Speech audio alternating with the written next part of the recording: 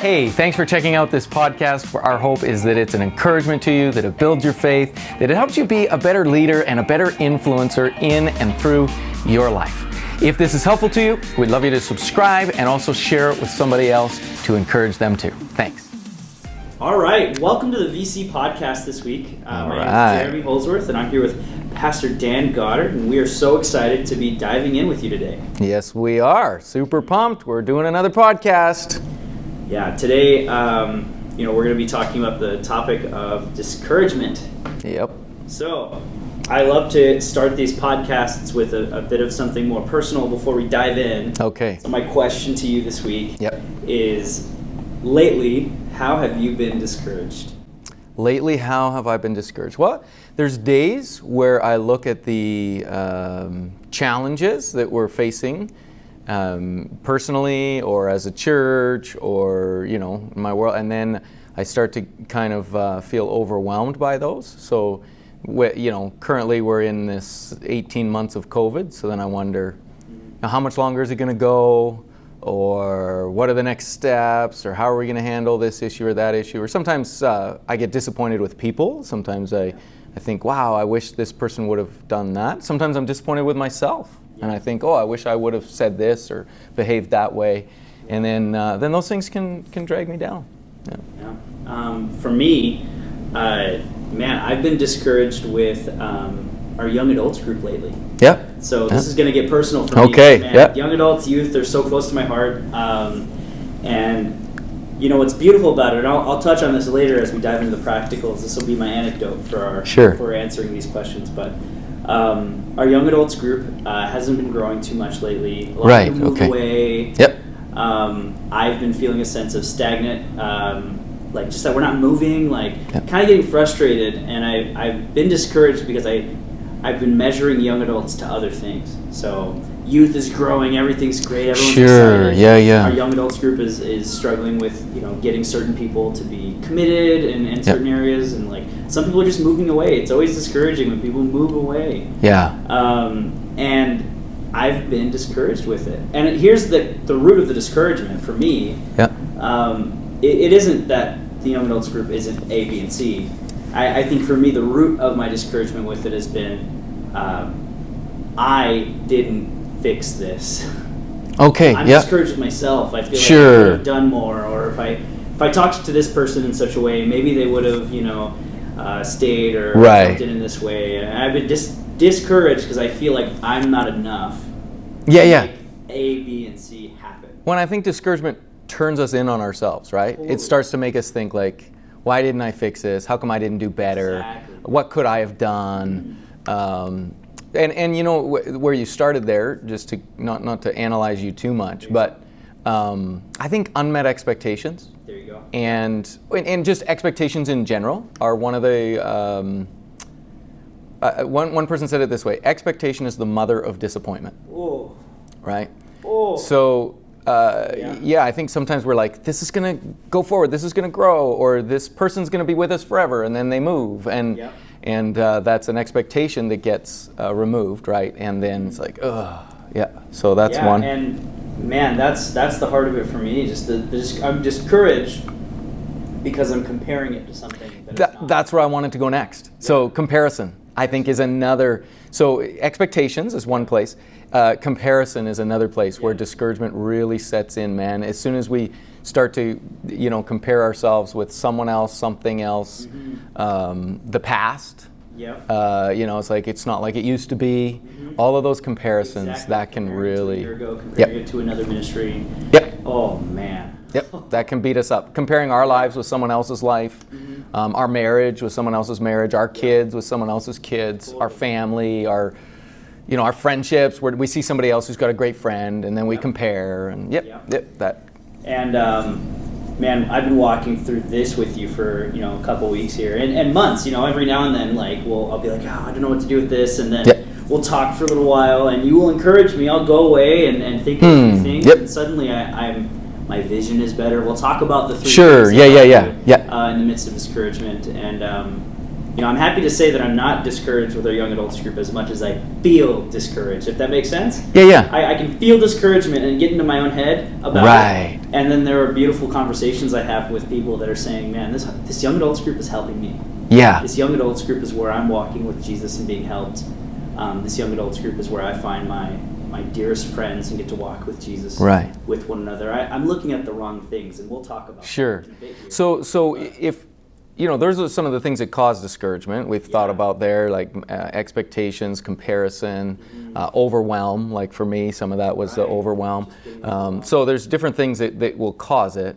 But the good news is, like you're saying, you can overcome that, right? When you're feeling discouraged, sometimes you can't see the way out. It just feels like there is no path forward. But you can be encouraged. And it's probably worth saying, battling discouragement is a daily thing. Yeah. So that comes and goes in waves. And sometimes we're riding the top of the wave and we're wondering, why are you discouraged, man? Let's go. And then other times you're in the bottom of the wave. You're like, how can anybody, be encouraged? I'm sinking fast, kind of thing. So just to remind everybody, if you're feeling discouraged today, just remember, it'll come, and there is solutions. And if you're not feeling discouraged today, if you're on top of the wave, don't be too down on others and don't be too surprised by others. Yeah. So I love to think of discouragement as it's an issue with our senses, I think. So for me, my discouragement it never goes coinciding with my actual circumstance.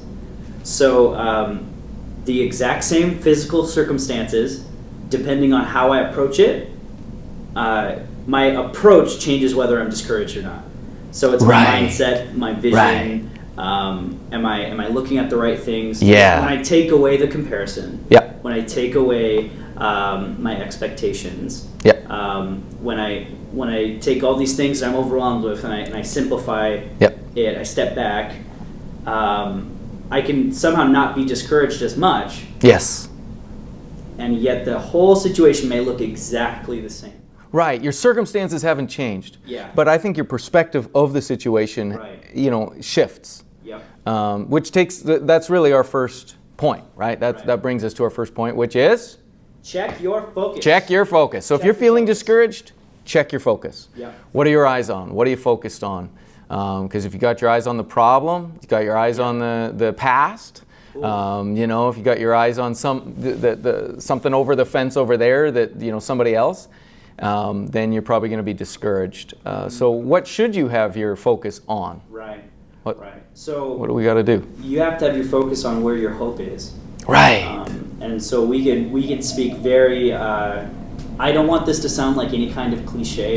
Or some kind of cheesy thing. I promise you, the cheese is real when I say have your focus on Jesus. Sure. His promises. Yes. The blessings He's placed in your life, the people that are being helped by whatever you're doing. Having your focus where the importance is and not where the details are or where the issues are. Right. Focusing on where Jesus' hands are. The situation is huge. So you keep your eyes sort of forward focused, or that's sometimes what we call vision. Yep. Another term for it would be, keeping your eyes on the promises of God instead of the problems.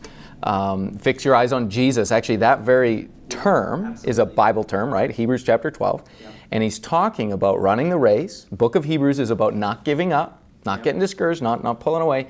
And he's like, keep moving forward, even in the face of difficulty, even in the face of suffering. Fix your eyes on Jesus, right? The author and perfecter of your faith. So one of the ways out of discouragement is to look forward, to look at the vision, to look at the promises of God, to look at where Jesus is taking us. So consciously take your eyes off of comparison. Yes. Consciously take your eyes off of expectations. Yeah. Consciously step away from all the hundreds of things you're looking at and just focus on one thing and focus on Jesus and then go from there. Start with a blank slate and go from there. Yes. For me, man, I'm a very go-getter type of person. Yep. You give me a problem, I'm gonna want to fix it, and I won't stop until it's fixed. And a lot of times that helps me, like when there's something wrong with the kitchen sink. Sure. Sometimes it's to my detriment when it comes to young adults. Yeah. I focus on the problem. I focus on the expectation. I focus on comparison. And it takes some really amazing people in my life to get me out of it. So when I talk about focus, here's what helps me. Okay. I'm talking to some of my friends from young adults, at young adults. Right. And I'm in a small group, by the way. At young adults, we have small groups. Yep. And though I am the young adults pastor and I'm leading us spiritually, I'm guiding us through the scriptures, I'm just as much a part of the group as I am leading it. And so when I go into small group, man, I'm pouring out my bucket. Like, yep. I'm being real with the group. Right. They're helping me. Right. It's not me leading a small group. I'm in the small group. Yep. And I was just in a small group. And I was like, man, I'm discouraged about young adults. Yep. Can you guys pray for me? Can you right. help me?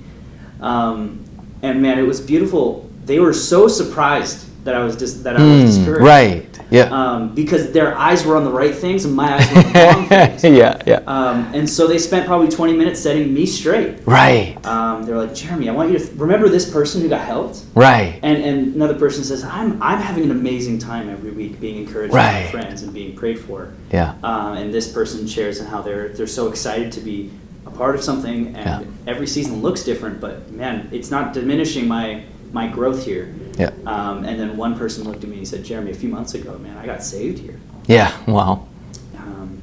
It takes those conversations. All of a sudden, all those little things go away. Right. I get in my own head about it. Yeah. And so check your focus. Check your focus. One way you can check your focus is bring in another voice.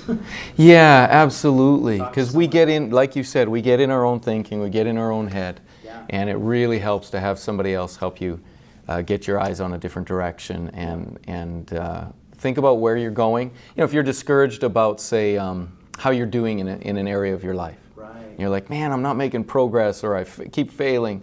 You know, well, where do you want to go? Yep. And then get focusing on that, right? I love Philippians 4:8, right? Whatever is true and excellent and praiseworthy, if anything's of a good report, think on these things. And I always say, I think Paul is saying, think about what you're thinking about. All right? Step back and say, what have I been focusing on? What have I been thinking about? You know, if you're filled with fear or anxiety or discouragement, that's probably the thoughts that you've been thinking have brought you there. So then, you know, how can I reframe my thinking? How can I add some new thoughts in? And of course, thoughts of vision are great. The most simple way, you've said this to me that I always love going back to is when you're discouraged, when it comes to focus, this is going to help you. When you're discouraged, don't listen to yourself. Talk to yourself. Yeah. Talk to me about that, because you bring that up a few times. Oh, I love that. Don't listen to yourself, talk to yourself, right? So, you know, what happens is a lot of times our hearts, when they're down, are speaking to us. And they're speaking negative things to us, hopeless things to us, discouraging things to us, right? You'll never make it. You can't do it. It's not going to work, you know. The challenge is when we get into a negative frame, it colors everything. Right. So, you know, we start to think, well, it's personal, it's me, it's pervasive, it's everything, and it's permanent. It's never going to change, right? Yeah. And so what do we have to do in that moment is we have to kind of step back outside of ourselves and talk to ourselves, right? What would I say to me right now if I was giving me advice? Yeah, right? That's so and of course, what do you speak to yourself? Well, you speak God's word to yourself. You speak hope to yourself. You speak encouragement to yourself. Yeah. And that's of course what David did. I love, is it Psalm 42 or 44, somewhere around there, 43? I think he does it in two different Psalms there. Yeah, okay. And he says, "Why are you downcast, O my soul? Put your hope in God." Yeah. So he's talking to himself. Hey, self, why are you down? Why are you down? Put your hope in God. Right? And to not go super far into that, Psalm 42 is all about David being discouraged. Yeah. Pretty dramatically discouraged. Totally. And it says that he went away and strengthened himself in the Lord. Yeah. And what I like to think is that he's checking his focus and he's going through some of the steps we talk about today. Yeah. So man, what a gift to be able to just reframe your focus, check your focus, think on the right things. And there's one thing I would love to touch on here. Man, you've been married a lot longer than I have. I've been married for 5 years. You've been married for 25 years. 25 years. So you've got 20 years on me. And I know in my 5 years I've seen this, and I'm sure you've seen this too, where sometimes when it comes to your marriage and communication or just going through life, it seems like you'll hit brick walls. Like, there's no way we'll get past this. There's no way I'll get better at loving my wife in this way, or there's no way she'll love me in this way, or we'll develop our home in this way. There are going to be times where we feel discouraged because we don't see the progress we want to see. Yes. And it takes hope, perspective. It takes checking our focus, and then suddenly things start to become visible. Yep. I like to describe that space of being discouraged and feeling like there's no way out as a fog almost. Right. Everything you see is just dim. Yeah. You said it affects everything. Yeah. When you have a negative frame, you go around and everything kind of sucks. Right. Quite frankly, everything kind of sucks that day. Yep. Whether it's struggling, you feel like there's a wall with exercise, or there's a wall with your learning or Bible reading. And what's amazing about that, so that wall, I think that's just a great term, any sort of hindrance or roadblock in our lives, because we bump up against it, so then we see it, right? Yeah. Say you have you get irritated with your spouse, or you get frustrated with your child, or you see something that somebody does that they shouldn't have done, or you do something you shouldn't have done. So you bumped up against that roadblock.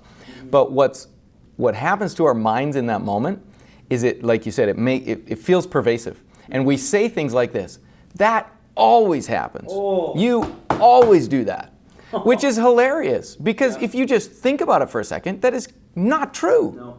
But that's what we feel like in that moment. And that's why we have to talk to ourselves, right? Stop, pull back, and think, that is not true. That's a lie. Yeah. This really, I think, well segues into this next bit. So let's be clear on this first bit. Check your focus. Check your focus. Keep your eyes on all things that are good. Keep your eyes on Christ. Yep. Keep your eyes on the vision and the promises God lays out. Yeah, where are we going? For you. Where are we going? Yep. In your marriage, there's a promise about your marriage, is that if you're both following after Jesus, God's going to work it out. Yep. Like, God's going to figure it out, and we're going to be in progress until the day we die. Right. Until Jesus comes back. Yep. And there's hope for us there. And there's hope for us in all these situations that God has promised to be with us, and we'll talk on that later. But check your focus. Look at the real things. Talk to some friends. Talk to yourself about what is true. Step back and get some perspective. Yep. Suddenly you'll realize you're a lot further along than you thought, and that God's promises are a lot more present than you allowed them to be before. Well, I'm feeling more encouraged already. I hope other people are. So what's the second thing? Keep the disciplines going. Okay. That sounds hard. It's really hard. And sometimes it'll feel like an impossible expectation of yourself. Sure. But it's easier than it sounds. Okay. First. Yep. Keep the disciplines going. Yeah. So when you're discouraged, I don't know if you know about this, but when you're discouraged, you lack courage. Right. And things don't feel good. What's really hard to do when things don't feel good? Things that you don't want to do. Right. Or things that you don't feel like doing. So disciplines. Right. I think I relate this to working out, for example. When you're having a particularly bad day, it can be really hard to keep doing what you've always been doing. Mm-hmm. It's easy to keep a routine or a habit when things are going well, but it's actually when things are going bad that discipline is mandatory. So disciplines. So if we always felt like doing everything we wanted to do, if we always felt like it, if we always felt like doing the right thing, if we always felt like not going to bed angry, if you always felt like it, discipline wouldn't be a thing. We wouldn't need it. Discipline is a thing because humans will be discouraged. Right. And disciplines are a fail-safe to make sure that we keep growing and that we keep our eyes on that next step as we go. Right. So being discouraged means I don't feel like doing it. Mm-hmm. Discipline means I do it even though I don't feel like doing it. Yep. Right? That's the definition of discipline. You pay now so that you can play later, or you give up what you want now for something you want more. Mm-hmm. Right? And that capacity to do that is the capacity to, or maybe not capacity is the right word, but the choice to resolve. And move beyond my feelings. Move beyond my not allow my feelings to dictate my behaviors. Yeah, I was going to say my wife, talks about this a lot in our first few years of marriage, and it really helped us learn how to be disciplined. Is she would always remind me, Jeremy, remember, your emotions are indicators of what's going on. They are not dictators of what you will do. Right. So this is what I think sometimes we feel like in that moment. But I can't. I can't be happy right now. Choose joy. Be at peace. Sort of all of those things. And part of it is just saying, you know what? I'll choose to do the right thing, regardless, in this moment. And some of it is just that shift again. It's a mental shift, but it's that shift that just says, no, I'm just going to do the next right thing in this moment. We've talked on this podcast about the power of a pre-made decision. Yes. This is all about that. Yep. This is all about when you're discouraged, follow through on the commitments you've made about the way you're going to live your life. Yeah. And so I think we all have a baseline level of discipline. So one example is, when you don't feel like getting up to go to work in the morning. Yeah. Most of us who hold a job for any longer than a few weeks, we go anyway. We go anyway because there's a sense of which we pre-made the decision. Right. We're going to go to work, and the consequences outweigh. Right, and there's not really a feeling discussion involved. You're not evaluating on any given morning. The decision's already been made. Right, yeah. So that's important. When you're discouraged, just keep your regular disciplines going. Keep those things that are going to keep you moving forward, keep you going in the right direction. Because there are going to be days, right? And there's going to be times, and you just acknowledge that. Like, that's not the end of the world. I love what you said about this earlier. When it comes to keeping the disciplines going, this is what I think. What you said earlier about just make the next step. Right. Just make the next step. Yep. I think oftentimes when we're discouraged, the idea of keeping a discipline, we scare ourselves out of action. Right. But when we back up and say, just do this next thing. So for some people, when you're discouraged, the next step is get up, make your bed. Exactly. Get dressed. Yes. Yes. Or go to school, or go and wash those dishes. Just do the next thing. Don't focus on the 90 things ahead. Right. Just focus on this one next thing and keep those disciplines going. You know what? That works for me so much. If I look at a messy kitchen, I can't clean the whole kitchen. That overwhelms me. But I can clean one thing. Wow. Yeah. And then I look around and I can clean one more thing. And then I look around, I can clean one more thing. And if I just keep doing that, so I'll give you my crazy learning about running. So I've been running for the last year and a bit. Yeah. And it was my daughter who got me into this, right? And I never, ever thought I'd run. I hate running. I hated running, I guess. I've started to like it now. But I run on a treadmill. And my treadmill gives me some metrics. It tells me how many minutes I've been running. It tells me how far I've gone. And another metric it gives me is how many calories I've burned. Sure. So when I start a run, I always have like a thought, like I'm going to run 3 miles, something like that. So as I start my run, often I'll get partway into it and I'll start getting tired. I'll wall is what we call it, right? And eventually tired, more tired, and then finally I'm like, I can't keep going. I'm done. Especially when I look at my goal. Right. So I'm 2 miles in and I see 3 miles and I'm like, I can't get another mile. I don't have another mile in me. Right. So then I look at all those metrics, and it's funny because it might say 24 minutes. And I'll think, I can get to 25 minutes. Right. Or I'll see the calories and it'll say, 280 calories. And I'll think, okay, I'll push to 300 calories and decide from there where I'm going. Right, just the next step. Yeah, so all I look at, all of those 3 metrics, all I keep looking at is like, I wonder if I can make it to the next piece. I wonder if I can make it to the next piece. And I'll do that like literally sometimes, looking at that 2 to 3 miles and thinking, I can't make 1 more mile. There are times when I just using those 3 metrics and just do that little jump, I'll get to 8 miles. Wow. Like insane numbers that I wouldn't have even dreamed, just because I take 1 more step, one more. I think I can make it to that little bit more. And so. And that's fighting against discouragement. Right. You look at the path ahead, Yeah. and you're discouraged because you think, I don't know if I can do this. Right. But when you focus on that first step, man, boom, boom, boom. Right. When you keep those disciplines. So like, for those of us who are married or for those of us who have kids, just focus on today. Right. Sometimes I'll look at my home, and our home is not perfect. We've got trajectories, and there's areas we want to grow in. And sometimes I'll be like, man, we are not growing in this area. What am I going to do? What if I just, I don't know. Like, what if we just pick a new plan or right. stop with the discipline, try something? I'm like, no, just focus on today. Just focus on today. And when you do that long enough, suddenly you look at an issue that used to be way worse than it is now, and suddenly it's like, man, there's peace in this space. Yeah. Like I see God redeeming this space. Yeah. And if I looked at it in terms of for the next year, we're going to do this. Right. Just focus on the next thing. So, or if you're in school, you may look at your list of assignments. Right. Here was my key for how I wrote like 13,000 words in a semester. Yep.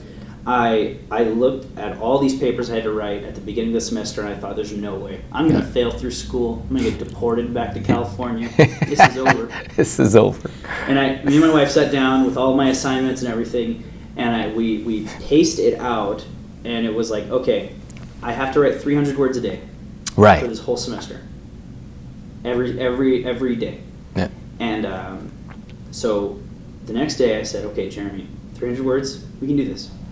So we just need to focus on these 300 words. Don't think about that big number. Just think about these 300 words. I finished all of my assignments a month ahead of time. Wow. Because I focused on one step at a time. One step at a time. And it revolutionized the way that I did school. I did school like that every month. It was more about my disciplines and not about the goal. Yeah, that's just so brilliant. I heard a guy who was counseling people with addictions and various challenges, and that focus on today was such a good, because people are like, well, I can't do that, for the next 3 months or the next year or whatever, and his question back was, can you do it today? Do it today. Can you, if you can do it for today, then we'll get up tomorrow and we'll have this discussion again. That's beautiful. But if you just do it for today and get through it. And then there's actually a book, Dr. Mark Batterson, Win the Day, it's called. Right. Win the Day. Just win today. Yeah. So that's good. And I like reading, it. Same thing, right? Yep. You might think, I can't read all this in a year. Or whatever Bible reading goal you have. But can you read it? Can you read 2 pages today? Yeah. You and I talked a lot about how even just your devotional space for your early years of following Jesus, you were trying to get that devotional practice in your life to click. Yeah. And has this concept played out for you in that way? Yeah. That's my question. Yeah, no, for sure it has. Because for me, I had to get to a place where I just thought, I'm just going to fight every day. I'm just going to get up every morning and try at this. And I'll have a lot of failures because I was failing a lot in those days. But I just knew, I don't care if I'm still failing when I'm 99 years old, I'm still going to try every day to build a devotional life in my life. And just that knowledge that every day I was going to wake up and start over, that flipped a switch in me that got me going. Wonderful. So the first one is check your focus. The second one is keep your disciplines going. And the third one, which I think is the most important, yes, and the linchpin to all that we're talking about here, is recognize His presence, or recognize God's presence. This is it, man. This is the main one. This is the main one. Because the Bible tells us to not get discouraged, right? Yep. But when it does, it tells us how. And this is, I think, probably the main solution or the main message, really of the whole Bible, but of the calls in Scripture to not be discouraged. And that is to recognize that God is with us, right? Mm-hmm. That God is on your side, that He's beside you, and you're going to be okay. Absolutely. I think of Joshua. I love Joshua's story. For all of Exodus, Moses is going through the wilderness with all of God's people, and Moses is with God. Like there's a pillar by day and a cloud by night, and or other way around, cloud by day, pillar by night. Yep. And God's with them, physically with them in that way. And Moses talks to God, and they are going, and they've got big promises and a big God with them. And just before they reach the finish line, Moses dies. Right. Moses dies, and one of his advisors, someone that would have seen him every day, Yep. spent time with Moses, loved Moses, is appointed as the next leader. And the first thing that God says to Joshua in the midst of this crazy situation where he's thrust into leadership, and the person who always did it is now gone. And without missing a beat, God says to him in verse 7, actually verse 2, Moses, my servant, is dead. Now then, you and all these people, get ready to cross the Jordan River into the land I'm about to give to them, to the Israelites. I will give you every place where you set your foot, as I promised Moses. And he talks about that. Yeah, so they're heading into the biggest challenge of the whole thing, and their leader's gone, They have every reason to be and discouraged. all they got is Kid Joshua there, right? Yeah. Okay. And in verse 6 it says, be strong and courageous, because you will lead these people to inherit the land I swore to their ancestors to give them. Be strong and courageous. Second time he says that. Be careful to obey all the law the servant Moses gave you. Don't turn from it to the left or the right. You'll be successful wherever you go. And I love it. In a couple verses down, it says, have I not commanded you? Be strong and courageous. Do not be afraid. Do not be discouraged. Why? For the Lord your God will be with you wherever you go. You know what? That is one of the greatest promises for me in all the Bible. Joshua 1 verse 9. I'd encourage you guys, if you're watching this, get Joshua 1:9, print it out, put it on your screensaver, put it somewhere you're going to see it.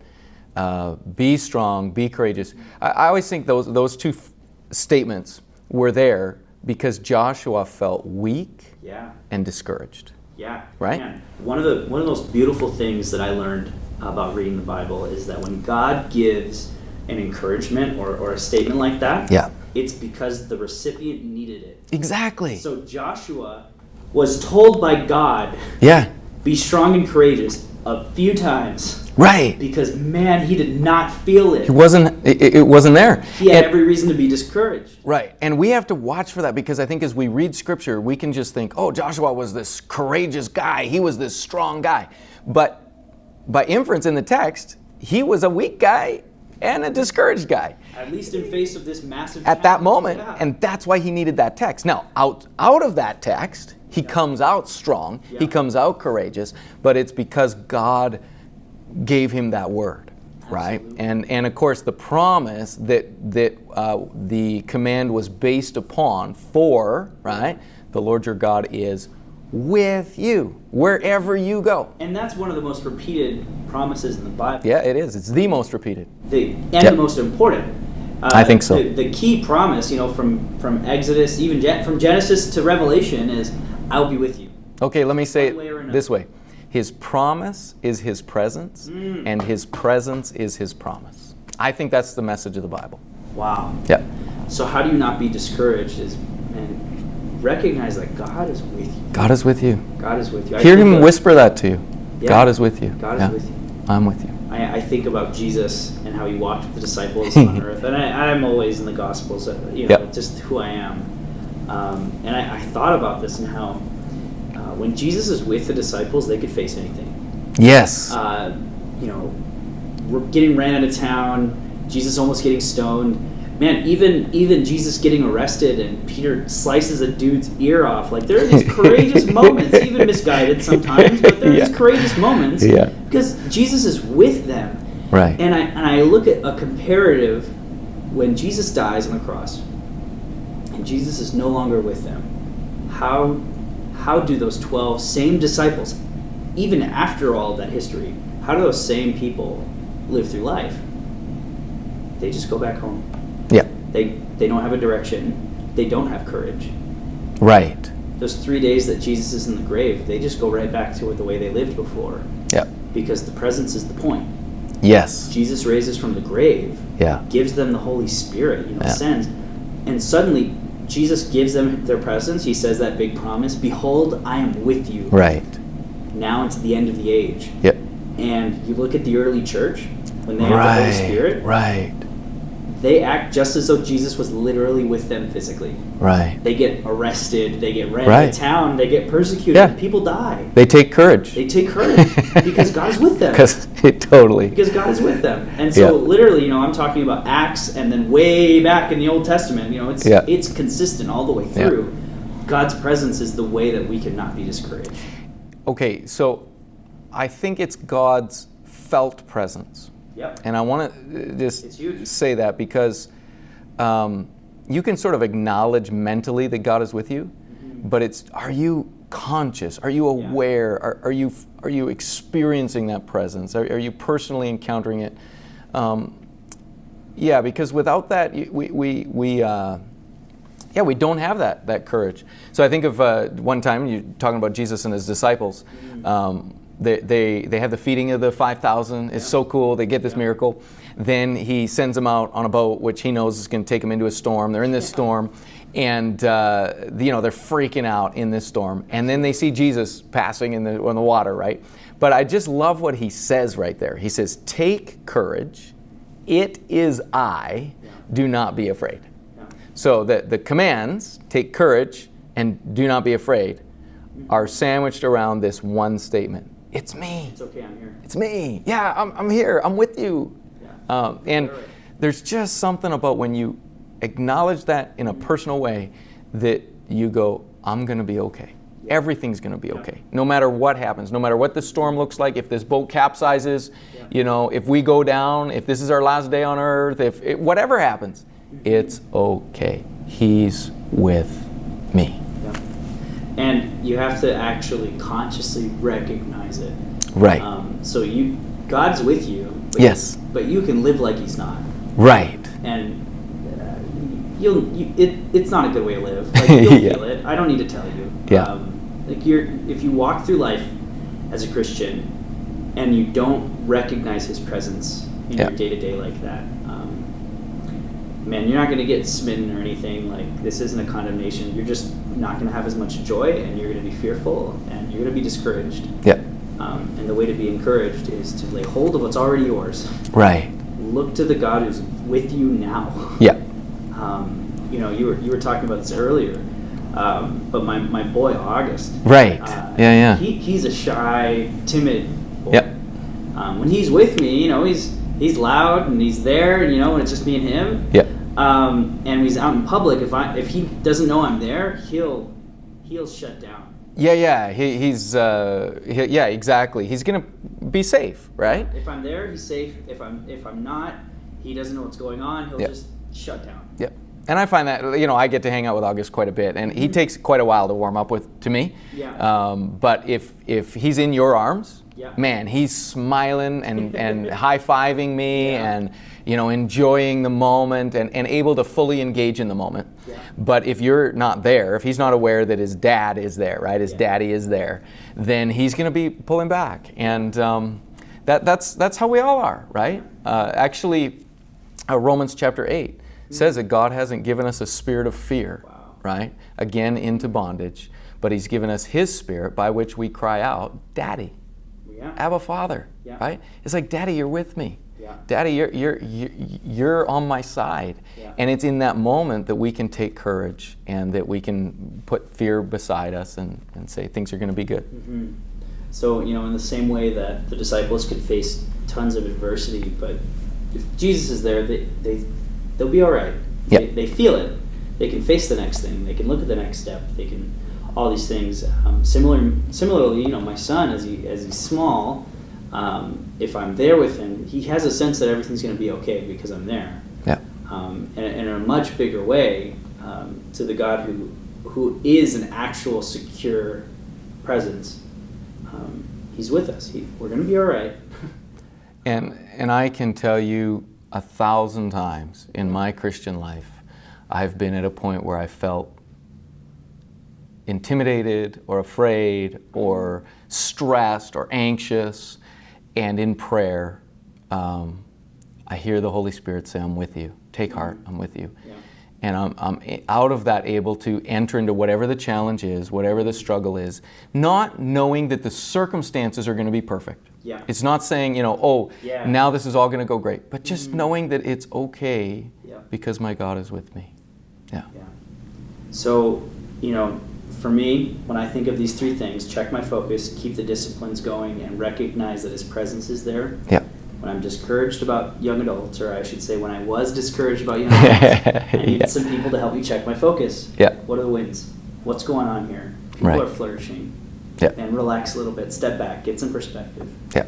2, keep the disciplines going. So we don't stop meeting on Wednesdays. Right. I don't not prepare something before God and bring it to the group. I got to keep those disciplines going. Yeah. And the most important bit is that God is here leading His people, and wherever God leads this group, it'll be where it needs to go. And that's what matters. That's what matters. And that's, man, when I tell you in the last week, using this, my discouragement has melted away. Yeah. And not because I like kicked him in the face and threw him in the closet. Sometimes that, Sure, happen, sure. But for this, it was just they melted away as I looked to God, Yeah. and as I looked to what really mattered. Yeah. Those small things faded away. Yeah. And this worked for me. I believe it's God's path.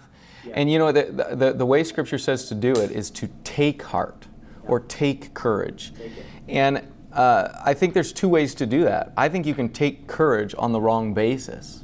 Right. And you'll end up with a false kind of courage. And that's scary. It is. And I don't think it'll last you. And of course, it'll leave you a little bit on your own, right? Sometimes in your own pride and so on. Mm-hmm. So it's stir yourself up, grab hold of courage.